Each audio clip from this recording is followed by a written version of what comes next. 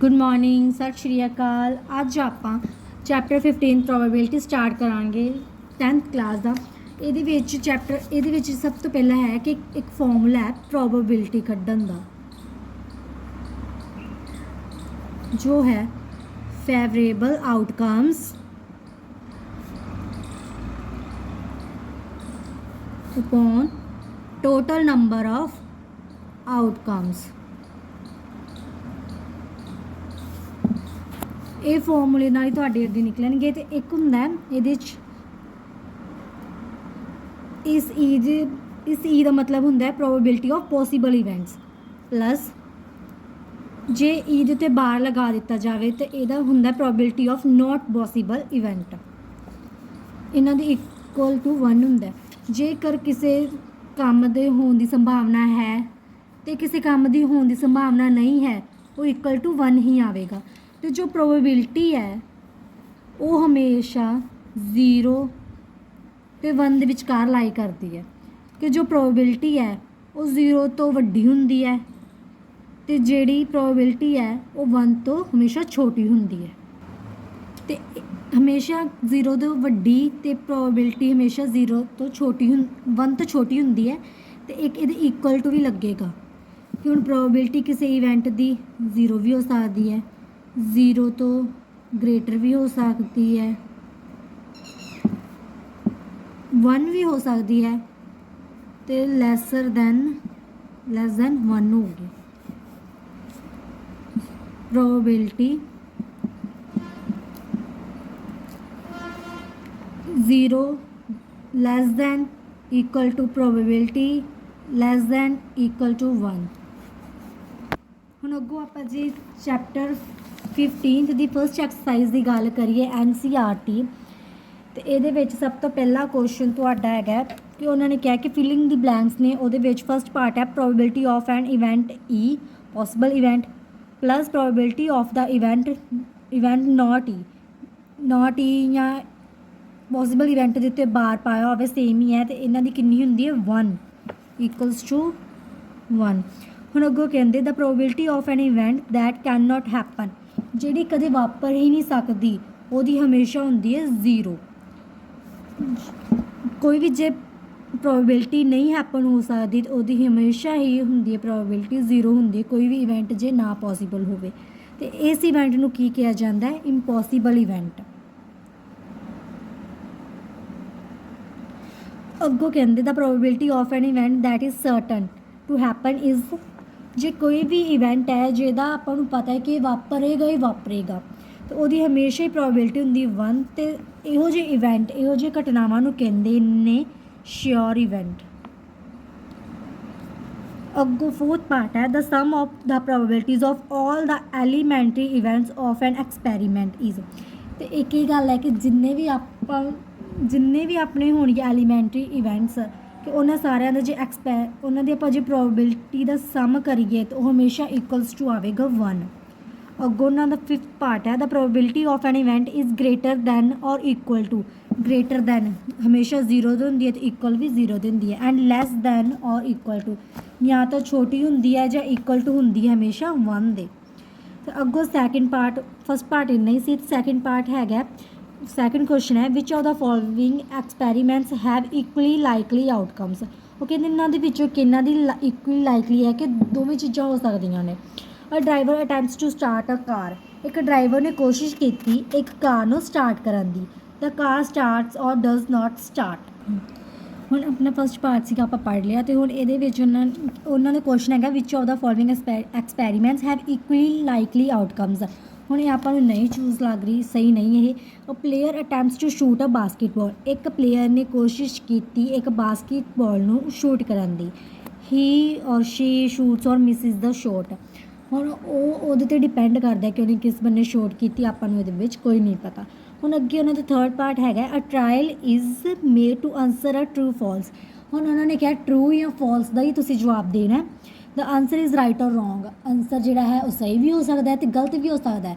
हुण इन्होंने 2 ऑप्शन देतियां कि या तो सही है या गलत है। तो हुण इहदी एक अ बेबी इज़ बॉर्न, एक जवाक जम्मिया है, एक बच्चा जम्मिया है। इट इज़ अ बॉय और गर्ल। ਹੁਣ ਆਪਾਂ ਨੂੰ ਪਤਾ ਹੀ ਆ ਜਾਂ ਉਹ ਮੁੰਡਾ ਹੋਵੇਗਾ ਜਾਂ ਕੁੜੀ ਹੋਵੇਗੀ। ਹੁਣ ਥਰਡ ਤੇ ਫੋਰਥ ਇਕੁਅਲੀ ਲਾਈਕਲੀ ਹੈ ਕਿ ਇਹਨਾਂ ਵਿੱਚ ਦੋਵੇਂ ਚੀਜ਼ਾਂ ਹੀ ਹੋ ਸਕਦੀਆਂ ਨੇ, ਤੇ ਇਹਦਾ ਆਨਸਰ ਹੈਗਾ ਥਰਡ ਤੇ ਫੋਰਥ ਦੇ ਹੈਗੇ ਇਕੁਅਲੀ ਲਾਈਕਲੀ ਆਊਟਕਮਸ। ਅੱਗੋਂ ਹੁਣ third question why is tossing a coin considered to be a fair way of deciding which team should get the ball at the beginning of a football game। ਸਭ ਤੋਂ ਪਹਿਲਾਂ beginning ਦਾ ਮਤਲਬ ਹੁੰਦਾ starting, ਕਿ ਉਹਨਾਂ ਨੇ ਕਿਹਾ ਕਿ ਇੱਕ ਆਪਾਂ ਜਦੋਂ ਵੀ ਕੋਈ ਵੀ ਗੇਮਸ ਵੇਖਦੇ ਹਾਂ, ਮੈਚਿਸ ਸਟਾਰਟ ਹੁੰਦੇ ਨੇ, ਉਹ 'ਚ ਪਹਿਲਾਂ ਟੌਸ ਕੀਤਾ ਜਾਂਦਾ ਹੈ, ਹੈਡ ਜਾਂ ਟੇਲ ਉਹ ਚੂਜ਼ ਕਰਦੇ ਨੇ, ਅਤੇ ਉਹਨਾਂ ਵਿੱਚੋਂ ਹੀ ਉਹ ਕੰਸੀਡਰ ਕਰਦੇ ਨੇ ਕਿ ਜੇ ਹੈਡ ਆਇਆ ਤਾਂ ਕਿਹੜੀ ਟੀਮ ਨੂੰ ਪਹਿਲਾਂ ਸਟਾਰਟਿੰਗ ਪੁਆਇੰਟ ਮਿਲੇਗਾ ਅਤੇ ਕਿਹੜੀ ਨੂੰ ਬਾਅਦ ਵਿੱਚ ਮਿਲੇਗਾ। ਅਤੇ ਉਹ ਕਹਿੰਦੇ ਕਿ ਇਹ ਫੇਅਰ ਕਿਉਂ ਹੈ, ਤਾਂ ਕਿ ਹੁਣ ਦੋ ਟੀਮਸ ਨੇ, ਅਤੇ ਜੇ ਇੱਕ ਆਪਾਂ ਕੁਆਇਨ ਦੀ ਗੱਲ ਕਰੀਏ ਉਹਦੇ 'ਤੇ ਦੋ ਹੀ ਪਾਰਟ ਹੁੰਦੇ ਨੇ, ਇੱਕ ਹੁੰਦੀ ਹੈਡ ਇੱਕ ਟੇਲ, ਅਤੇ ਹੁਣ ਉਹਨਾਂ 'ਚੋਂ ਹੈਡ ਆ ਸਕਦਾ ਟੇਲ ਆ ਸਕਦਾ, ਦੋਵਾਂ ਦੀ ਪੋਸੀਬਲ ਹਾਫ ਹੈ, ਅਤੇ ਹੁਣ ਦੋਵੇਂ ਚੀਜ਼ਾਂ ਹੀ ਹੋ ਸਕਦੀਆਂ, ਦੋਵਾਂ 'ਚ ਇੱਕ ਚੀਜ਼ ਹੋਵੇਗੀ। ਅਤੇ ਹੁਣ ਫਿਰ ਕਿ ਜੇ ਆਪਾਂ ਕਰਾਂਗੇ ਟੌਸ ਤਾਂ ਇੱਕ ਚੀਜ਼ ਹੀ ਆਵੇਗੀ ਅਤੇ ਇੱਕ ਨੂੰ ਹੀ ਮਿਲੇਗੀ, ਇਸ ਤਰ੍ਹਾਂ। ਹੁਣ ਅੱਗੋਂ ਫੋਰਥ ਉਹਨਾਂ ਨੇ ਆਪਾਂ ਨੂੰ ਕੁਐਸਚਨ ਕਿਹਾ which of the following can not be the probability of N event. ਇਹਨਾਂ ਵਿੱਚੋਂ ਕਿਹੜੀ ਪ੍ਰੋਬੇਬਿਲਿਟੀ ਨਹੀਂ ਹੈ ਕਿਸੇ ਵੀ ਇਵੈਂਟ ਦੀ। ਹੁਣ ਜੇ ਆਪਾਂ 2/3 ਨੂੰ ਕੱਟ ਕਰੀਏ 3 ਦੇ ਟੇਬਲ 'ਤੇ 2 ਨਹੀਂ ਜਾਂਦਾ। ਹੁਣ ਜੇ ਆਪਾਂ 2/3 ਨੂੰ ਅੱਗੋਂ ਕਰੀਏ ਤਾਂ ਕਿੰਨਾ ਆਵੇਗਾ 0.6। ਹੁਣ ਜੋ ਇਹ ਚੀਜ਼ ਹੈ ਇਹ ਹੁਣ 0 ਤੋਂ 1 ਦੇ ਵਿਚਕਾਰ ਹੀ ਲਾਈ ਕਰ ਰਹੀ ਹੈ, ਮੀਨਸ ਕਿ ਇਹ ਕਿਸੇ ਦੀ ਵੀ ਹੋ ਸਕਦੀ ਪ੍ਰੋਬੇਬਿਲਿਟੀ, ਇਹ ਸਹੀ ਹੈ। ਹੁਣ ਅੱਗੇ ਪਾਇਆ -1.5। ਹੁਣ ਆਪਾਂ ਜੇ ਗੱਲ ਕਰੀਏ ਕਦੇ ਵੀ ਕੋਈ ਵੀ ਪ੍ਰੋਬੇਬਿਲਿਟੀ ਮਾਈਨਸ 'ਚ ਕੰਸੀਡਰ ਹੀ ਨਹੀਂ ਹੁੰਦੀ, ਕਿਉਂਕਿ ਉਹ 0 ਤੋਂ ਲੈ ਕੇ 1 ਦੇ ਵਿਚਕਾਰ ਹੀ ਲਾਈ ਕਰਦੀ ਹੈ, ਅਤੇ ਇਹ ਹੈਗਾ ਗਲਤ। ਅੱਗੇ ਸੀ ਪਾਰਟ ਆਪਾਂ ਜੇ ਵੇਖੀਏ 15%, ਆਪਾਂ ਨੂੰ ਪਤਾ ਹੈ ਪਰਸੈਂਟ ਜੇ ਆਪਾਂ ਹਟਾਉਣਾ ਹੈ ਤਾਂ ਨੀਚੇ 100 ਲਗਾ ਦਾਂਗੇ, ਅਤੇ ਬਾਅਦ ਵਿੱਚ ਜੇ ਇਹਨੂੰ ਕੱਟ ਵੀ ਕੀਤਾ,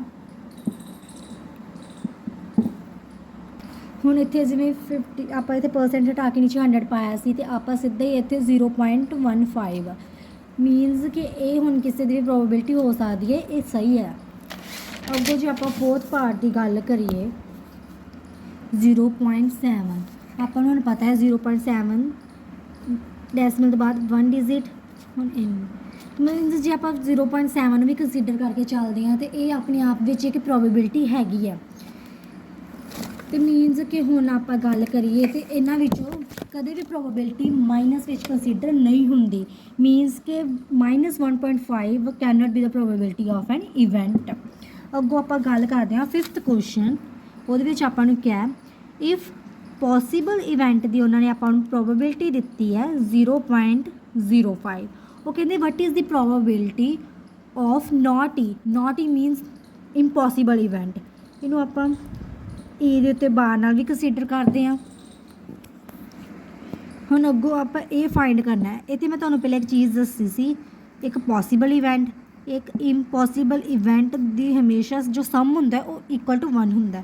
ਉਹਦੇ ਵਿੱਚ ਆਪਾਂ ਨੂੰ ਇਹ ਪਤਾ ਕਿ ਪੋਸੀਬਲ ਇਵੈਂਟ ਕੀ ਹੈ, ਉਹ ਪੋਸੀਬਲ ਇਵੈਂਟ ਦੀ ਵੈਲਿਊ ਆਪਾਂ ਨੂੰ ਪਤਾ ਹੈ 0.05 ਪਲੱਸ। ਹੁਣ ਨਾਟ ਪੋਸੀਬਲ ਇਵੈਂਟ ਆਪਾਂ ਨੂੰ ਨਹੀਂ ਪਤਾ, ਆਪਾਂ ਉਵੇਂ ਲਿਖ ਦਾਂਗੇ ਨਾਟ ਪੋਸੀਬਲ ਇਵੈਂਟ ਇਸ ਬੰਨੇ ਹੀ ਰਹਿ ਜਾਏਗਾ, ਅਤੇ ਇੱਥੇ ਹੁਣ ਜੇ ਪਲੱਸ 'ਚ ਤਾਂ ਇੱਧਰ ਆਏਗਾ ਮਾਈਨਸ। ਨਾਟ ਪੋਸੀਬਲ ਜਾਂ ਇੰਪੋਸੀਬਲ ਇਵੈਂਟ ਦੀ ਹੁਣ ਕਿੰਨੀ ਆ ਗਈ 0.95, ਇਹ ਪ੍ਰੋਬੇਬਿਲਿਟੀ ਆ ਗਈ ਇੰਪੋਸੀਬਲ ਇਵੈਂਟ ਦੀ। ਹੁਣ ਫਿਰ ਅੱਗੋਂ 5th ਕੁਐਸਚਨ ਆਪਣਾ ਹੋ ਗਿਆ, ਤਾਂ ਅੱਗੋਂ 6th ਕੁਐਸਚਨ ਹੈ ਕਿ a bag contains lemon flavoured candies only. ਇੱਕ ਬੈਗ ਹੈ ਜਿਸ ਵਿੱਚ ਇਕੱਲੇ ਲੈਮਨ ਨਿੰਬੂ ਫਲੇਵਰ ਦੇ ਹੀ ਕੈਂਡੀਜ਼ ਨੇ। Malini takes out 1 candy without looking into ਦੀ ਬੈਗ, ਕਿ ਮਾਲਿਨੀ ਹੈ ਉਹਨੇ ਬੈਗ ਦੇ ਵਿੱਚੋਂ ਇੱਕ ਕੈਂਡੀ ਚੱਕੀ, ਵਟ is the probability that Shri takes out.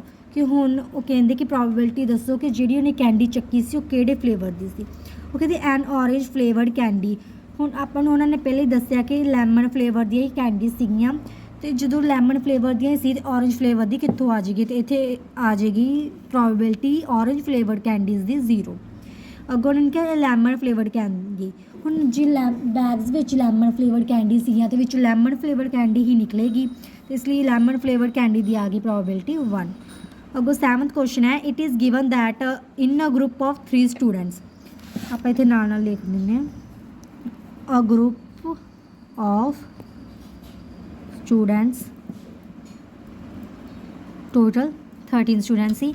the probability of 2 students not having the same birthday is, ਉਹਨਾਂ ਨੇ ਕਿਹਾ ਹੈ not, ਉਹ ਕਹਿੰਦੇ a group of 3 students, ਉਹਨਾਂ ਨੇ ਕਿਹਾ ਕਿ the probability of 2 students not having the same birthday is, not having the same birthday probability ਆ ਹੁਣ ਉਹਨਾਂ ਨੇ ਪ੍ਰੋਬੇਬਿਲਿਟੀ ਦਿੱਤੀ ਸੀ 0.992, ਇਹ ਕਿਹਦੀ ਪ੍ਰੋਬੇਬਿਲਿਟੀ ਸੀ, ਨੋਟ ਇਵੈਂਟ ਦੀ, ਕਿਉਂਕਿ ਉਹਨਾਂ ਨੇ ਆਪਾਂ ਨੂੰ ਦੱਸਿਆ ਨੋਟ ਹੈਵਿੰਗ। ਹੁਣ ਅੱਗੇ ਉਹ ਕਹਿੰਦੇ what is the probability that the 2 students have the same birthday, same birthday ਦੀ ਲੱਭਣੀ ਹੈ, ਪੋਸੀਬਲ ਦੀ ਆਪਾਂ ਲੱਭਣੀ ਹੈ, ਅਤੇ ਆਪਾਂ ਨੂੰ ਇੰਪੋਸੀਬਲ ਦੀ ਜੋ ਹੈ ਉਹ ਦਿੱਤੀ ਹੈ, plus possible event, probability of possible event plus probability of impossible event equals to 1। ਇਹਦੇ ਵਿੱਚ ਹੁਣ ਆਪਾਂ ਪੋਸੀਬਲ ਦੀ ਕੱਢਣੀ ਹੈ, ਇੰਪੋਸੀਬਲ ਦੀ ਆਪਾਂ ਨੂੰ ਦਿੱਤੀ 0.992। ਹੁਣ ਉਸੇ ਤਰ੍ਹਾਂ ਹੀ ਆਪਾਂ ਕਰਾਂਗੇ,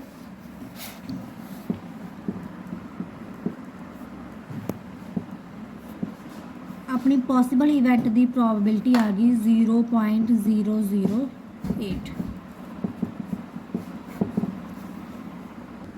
8th ਕੁਐਸਚਨ ਹੈ, ਅ ਬੈਗ ਕੰਟੇਨਸ 3 ਰੈੱਡ ਬਾਲਸ, ਇੱਕ ਬੈਗ ਹੈ ਉਹਦੇ ਵਿੱਚ ਆਪਣੇ ਕੋਲ ਰੈੱਡ ਬਾਲਸ ਹੈਗੀਆਂ ਨੇ 3, ਅੱਗੇ 5 ਬਲੈਕ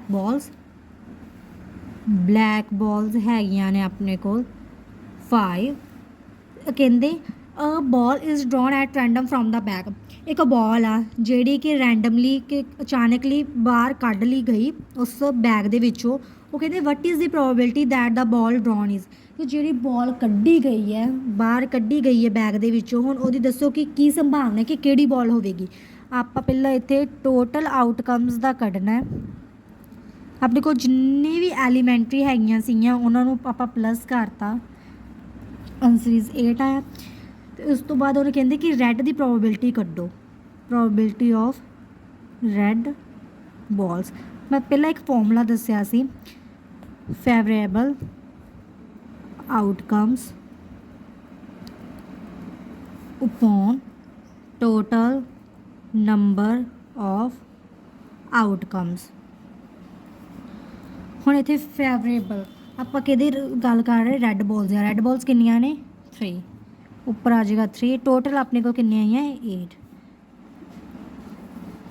ਇਹ ਪ੍ਰੋਬੇਬਿਲਿਟੀ ਆ ਗਈ ਰੈੱਡ ਬਾਲਸ ਦੀ। ਹੁਣ ਉਹਨਾਂ ਨੇ ਕਿਹਾ ਹੈ ਅੱਗੋਂ ਨੋਟ ਰੈੱਡ, ਕਿ ਜਿਹੜੀਆਂ ਰੈੱਡ ਨਹੀਂ ਗੀਆਂ,